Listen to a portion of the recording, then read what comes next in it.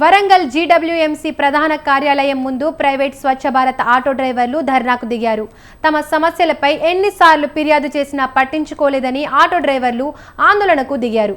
నగరంలో ఇప్పటి వరకు నడుస్తున్న 163 స్వచ్ఛ ఆటోలకు జనవరిలో లీజ్ ముగియనుంది. దీంతో పాటు ఇప్పటికే స్వీపింగ్ మెషిన్లు, చెత్త సేకరణ లారీలు మూలన పడ్డాయి. దీంతో తమ పరిస్థితి ఆగమ్య గోచరంగా మారిందని ఆటో డ్రైవర్లు ఆవేదన వ్యక్తం చేస్తున్నారు. మరోవైపు నగర మేయర్లపై ఆటో డ్రైవర్లు ఆగ్రహం వ్యక్తం చేస్తున్నారు.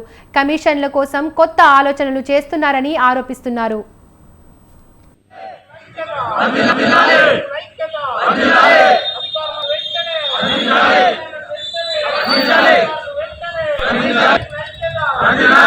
కల్పిమని అందరికీ లెటర్లు ఇచ్చినాం. 10 సార్లు CDMA ఆఫీస్ కూడా పోయినాం. పమేల సత్పతి మేడం గారిని కలిసినాం. దానకిషోర్ సార్ని కూడా కలిసినాం. అయినా మాకు ఇంకా స్పష్టంగా వాళ్ళ హామీ ఇవ్వలేదు. ఇప్పుడు కూడా మేము ఇక్కడ కూర్చోడానికి కారణం ఏంటి అని అంటే మా ఆరోగ్యాలు ఖరాబ్ అవుతున్నాయి. ప్రజలందరికీ సేవ చేస్తున్నాం కాబట్టి మా ఆరోగ్యం మంచిగా ఉండాలి కాబట్టి మా ఆరోగ్యం కోసం ఆరోగ్య భద్రత అడుగుతున్నాం. మా బండ్లు విలీనం చేసుకోమంటున్నాం. మా డిమాండ్ కదా ఒక్కటే, అది ఎప్పుడైతే వీళ్ళు చేస్తారో అప్పటి వరకు మా బండ్లు ఇక్కడనే పెట్టి ఇలాగే నిరసన కొనసాగిస్తామని తెలియజేస్తాం. త్రిపార్టీ డిపెండెంట్ అగ్రిమెంట్ అనేది ఉన్నది. 5 సంవత్సరాలు అయిపోయిన వెంటనే మిమ్మల్ని అవుట్ సోర్సింగ్ ఉద్యోగం తీసుకుంటామని చెప్పేసి అంటే మేము నమ్మి డబ్బులు వచ్చినా రాకుండా పని చేసుకుంటూ పోయాము.